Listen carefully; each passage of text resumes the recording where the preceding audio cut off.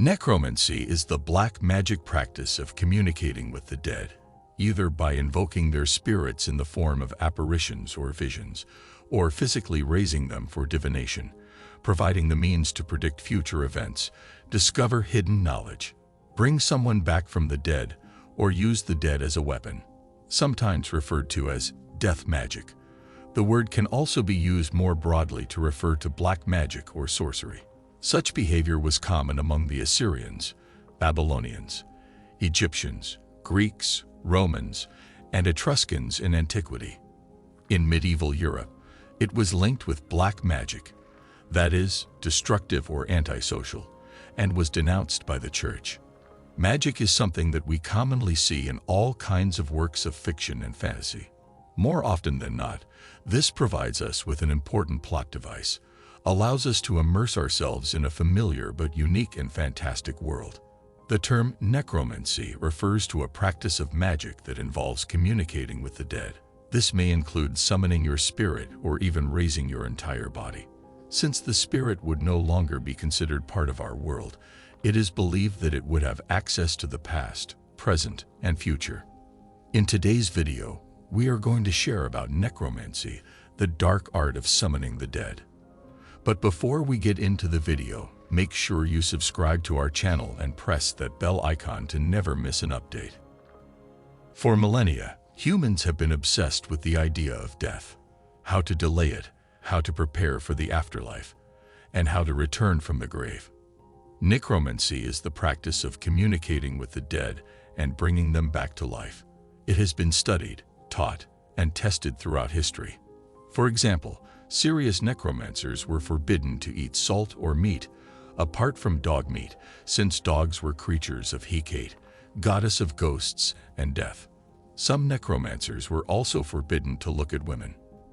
In medieval Spain, necromancy was taught like any other discipline, with classrooms built under cemeteries and mausoleums. Of all the black arts, the most dangerous was undoubtedly necromancy, the summoning of the dead. In a way, it was the pinnacle of the magician's art, the most extreme and impressive feat he could add to his professional resume. This was partly due to the difficulty of it. The ritual requirements were extraordinarily elaborate, and partly because of the great risks any wizard was supposed to face in summoning ghosts and demons from the underworld. These spirits were often not happy to have to make the journey. Spirits were sometimes invoked because the magician wanted the dark or secret knowledge that only spirits were said to possess, and sometimes, perhaps quite often, the spirits were called upon to reveal the whereabouts of hidden treasures. It was generally understood that the dead may have lost their lives in the normal sense, but gained the ability in the afterlife to discover all secrets and see into all things. According to common folklore, these spirits can be found haunting your burial site for a year after your burial. After that, however, contacting them became increasingly difficult, if not impossible. The best time for necromancy was, unsurprisingly, from midnight to 1 a.m. If a bright full moon hung in the sky, that was good. But even better was a tumultuous night, filled with wind and rain, thunder and lightning. And it wasn't just for effect. The spirits were thought to have a hard time appearing and staying visible in the real world, but the stormy weather, for some reason, helped them in their endeavors. The necromancer had many preparations to make.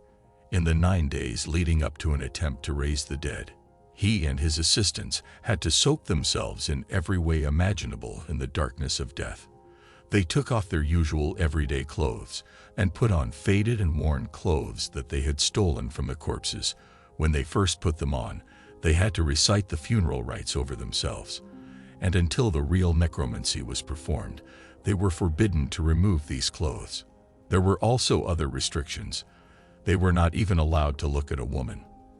The food they ate had to be taken without salt, because salt was a preservative, and in the tomb the body, rotten, did not remain intact. Her flesh was the meat of dogs, for dogs were the creatures of Hecate, goddess of ghosts and death, whose appearance was so terrible that anyone who conjured her was warned to look the other way. One look, and the spirit would be destroyed. And in a kind of necromantic version of Holy Communion, The bread they ate was black and unleavened. His drink was the juice of unfermented grapes. These symbolized the emptiness and despair of the realm they were about to explore. In all of these preparations, the goal was to create some kind of sympathetic bond between the necromancers and the souls of those they hoped to summon. Once everything was in order, the necromancer and his accomplices went to the cemetery, and by the light of their torches, they drew a magic circle around the grave that they thought to disturb and set fire to a mixture of henbane, hemlock, saffron, aloe, wood, mandrake, and opium. After opening the coffin, the body was exhumed, then placed with the head facing east in the direction of the rising sun and the limbs arranged like those of the crucified Christ. Next to the body's right hand, the necromancer placed a small dish, burning with a mixture of wine, mastic, and sweet oil. Touching the corpse with his wand 3 times, the conjurer recited a conjuration from his grimoire.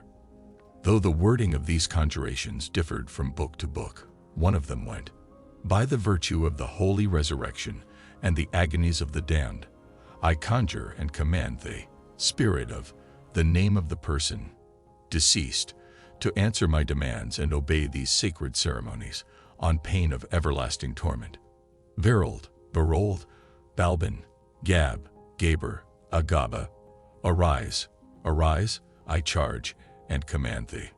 In a slight variation, if the soul being summoned had committed suicide, the sorcerer was required to touch the cadaver 9 times and invoke it using other powers, including the mysteries of the deep and the rites of Hecate. He could also ask it why it had cut short its own life, where it resided now, and where it was likely to go hereafter. The spirit was enjoined to answer the sorcerer's queries, as thou hast hope for the rest of the blessed, and the ease of all thy sorrow.